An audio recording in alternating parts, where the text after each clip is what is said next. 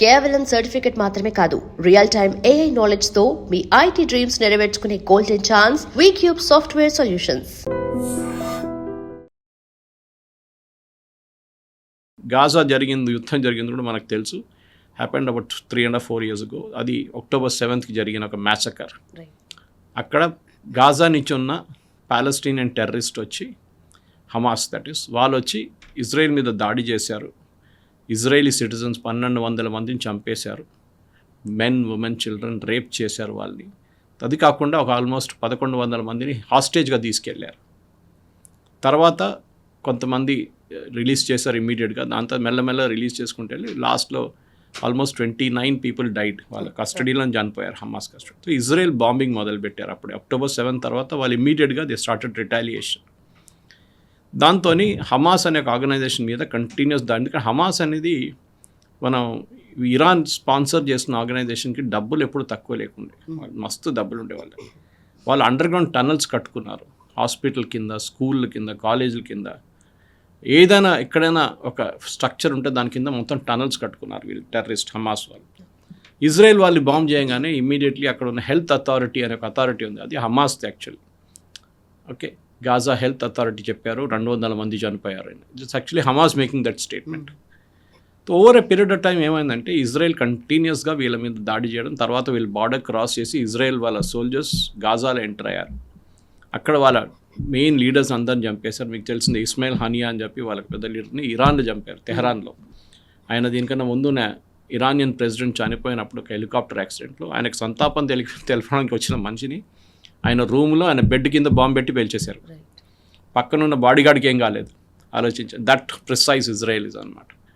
దాని తర్వాత మనకు తెలిసిందే యహ్యా సిన్వార్ వాళ్ళ ఇంకొక లీడర్ ఉండే, ఆయన్ని అక్కడే గాజాలోనే చంపేశారు. ఇది ఇజ్రాయెల్ పాలసీ అనమాట. వాళ్ళు ఏ టెర్రరిస్ట్ అయినా కానీ వాళ్ళు ఇడవరు. 5-10 సంవత్సరాల తర్వాత కూడా వాళ్ళు ఎంటబడి వాళ్ళు చంపేస్తారు. ఎన్నో స్టోరీస్ ఉన్నాయి అట్లాంటిది.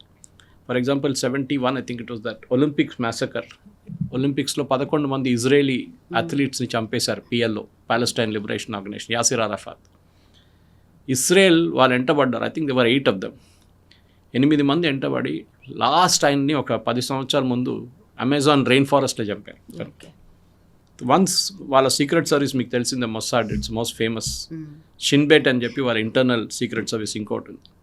ఒకసారి మొసాడ్ ఒక టార్గెట్ మీద వాళ్ళు కన్ను పెడితే అంత సంగతి, that fellow is gone, finished. ఇప్పుడు మనకి ఇజ్రాయెల్ కూడా చాలా మంచి సంబంధాలు ఉన్నాయి. ముందు కూడా హిస్టారిక్లీ ఉంది, ఇప్పుడు కూడా ఉంది. ఇన్ఫాక్ట్ మొన్న అమ్నెస్టీ ఇంటర్నేషనల్ కానీ వీళ్ళందరూ so called human rights organisation అన్నారు, ఇజ్రాయెల్కి అన్నిటికంటే ఎక్కువ ఆయుధాలు ఇప్పుడు సప్లై చేస్తుంది భారతదేశం. ఎందుకంటే అమెరికా వైపు నుంచి వాళ్ళకి ఆయుధాలు తగ్గించేశారు అమెరికా కొంచెం. అప్పుడే బెంజమిన్ నెటన్యాహు చెప్పారు, ఇజ్రాయలీ ప్రైమ్ మినిస్టర్, మీ దగ్గర నుంచి ఆయుధాలు రాకపోతే కూడా మాకు ప్రాబ్లం లేదు. ఇన్ఫ్యాక్ట్ హైదరాబాద్లో we have an Israeli unit called Elbit systems అని. వాళ్ళతో మనకు ఒక జాయింట్ వెంచర్ ఉంది ఇక్కడ. మన ఆర్మీ కోసం కూడా సప్లై చేస్తారు వాళ్ళు. కార్గిల్ యుద్ధంలో మనకి చాలా మటుకు హెల్ప్ చేస్తారు ఇజ్రాయలీస్, ఆయుధాలు కానీ, గ్లోబల్ పొజిషన్ సిస్టమ్ కానీ. ఎందుకంటే US అది GPS ఆఫ్ చేసేసారు మనకి. సో దాని తర్వాత బాలాకోట్ స్ట్రైక్ జరిగినప్పుడు మీకు గుర్తుంటుంది, అక్కడ ఉన్న సెమినరీ మీద కొట్టారు, మద్రసా లాంటిది. బయట నుంచి చూస్తే బిల్డింగ్ అట్లనే ఉంది, కానీ లోపల బాంబ్ డ్రిల్ చేసి లోపల వెళ్ళి బ్లాస్ట్ అవుతుంది. నస్రుల్లా అని చెప్పి మన లెబనాన్లో ఉన్న హెజ్బుల్లా చీఫ్ని అట్లని చంపారు. ఆయన 3 floors కింద ఉన్నారు సెల్లార్లో. 3 floors డ్రిల్ చేసుకుంటా వెళ్ళి సెల్లార్లో వెళ్ళి బ్లాస్ట్ అయింది. అండ్ ఈ డైడ్ ఆఫ్ ద బ్లాస్ట్. ఏం కాలేదు అని అట్లా చైర్లో కూర్చున్నాడు అట్లనే ఇప్పుడు కూడా చనిపోయినప్పుడు. ఇజ్రాయెల్కి ఒక పాలసీ ఉంది, వాళ్ళు టెర్రరిజాన్ని ఎప్పుడు ఏ ప్రైమ్ మినిస్టర్ అయినా కానీ, రైట్ ఫ్రమ్ బెన్ గ్యూరియన్ వాళ్ళ ఫస్ట్ ప్రైమ్ మినిస్టర్ నుంచి గోల్డా మీర్ హూ 6 day war టైంలో ఉన్న ప్రధానమంత్రి కానీ, it's first lady prime minister by the way in the world. వీళ్ళందరూ ఒక్కటే ఏముంది వాళ్ళకి, మా దేశం మేము కాపాడుకోవాలి, మమ్మల్ని ఎవరు హెల్ప్ చేయరు. ఇప్పుడు అఫ్కోర్స్ US హెల్ప్ చేస్తున్నారు. ఎందుకంటే USకి ఏ US ప్రెసిడెంట్ అయినా కానీ, ఏ US కాంగ్రెస్ మ్యాన్ అయినా కానీ వాళ్ళకి ఇజ్రాయెల్ని సపోర్ట్ చేయకుండా వాళ్ళు ఉండలేరు. ఎందుకంటే ఇజ్రాయెల్ లాబీ, జూయిష్ లాబీ చాలా పవర్ఫుల్ అమెరికాలో. అక్కడున్న ఫైనాన్స్ కంట్రోల్ చేసేది వాళ్ళే, స్టాక్ మార్కెట్ కంట్రోల్ చేసే వాళ్ళే, అక్కడున్న పొలిటికల్ ఫండింగ్ కంట్రోల్ చేసే వాళ్ళే. సో ఇజ్రాయలీ జూయిష్ లాబీ అనేది చాలా పవర్ఫుల్ అమెరికాలో. ఏ అమెరికన్ ప్రెసిడెంట్ అయినా వచ్చి మన ప్రెసిడెంట్ ట్రంప్ చెప్పాను, నేను నెటన్యాహుని తిట్టాను, అది చెప్పాను, ఇది చెప్పాను చెప్పారు. విత్ ఇన్ 2 weeks మళ్ళీ నెటన్యాహుతోని హలో బేసిస్లో వచ్చేసారు. Is no choice. అన్నమాట. సో ఇది జరుగుతుంది. సో ఇప్పుడున్న ఈ ఒప్పందం మనం చూడాల్సిందే ఎక్కడ దాకా వెళ్తుంది. I have my own doubts. Okay okay right sir. And also coming to Qatar and Egypt, Turkey, వీళ్ళ రోల్ ఏముంటుంది సార్ దీంట్లో? ఇది ఫస్ట్ ఈ ప్యాలెస్టైన్ ప్రాబ్లం పక్కన పెడితే మనం ఈ యుద్ధం Iran, US, Israel bombing first జరిగింది లాస్ట్ ఇయర్ జూలైలో. మీకు గుర్తుంటుంది, జూలైలో బాంబింగ్ చేశారు వీళ్ళు. అండ్ దాంట్లో వీళ్ళ ఇరానియన్ న్యూక్లియర్ ఫెసిలిటీ మీద కొట్టారు వాళ్ళు. అది B-2 బాంబర్స్ యూజ్ చేశారు యుఎస్. అండ్ ఇజ్రాయెల్ వాళ్ళ వైపు నుంచి వాళ్ళ ఎయిర్క్రాఫ్ట్ కూడా యూజ్ చేశారు. వాళ్ళ ప్రైమర్ ఏమంటే ఇరాన్ దగ్గర ఉన్న న్యూక్లియర్ మెటీరియల్ని ధ్వంసం చేయడం అని. పికాక్స్ మౌంటైన్ అని చెప్పి ఒక మౌంటైన్ కూడా ఉంది వాళ్ళ దగ్గర, అక్కడ కూడా చేశారు బాంబింగ్. తర్వాత మనం చూసాం క్వైట్ అయిపోయారు.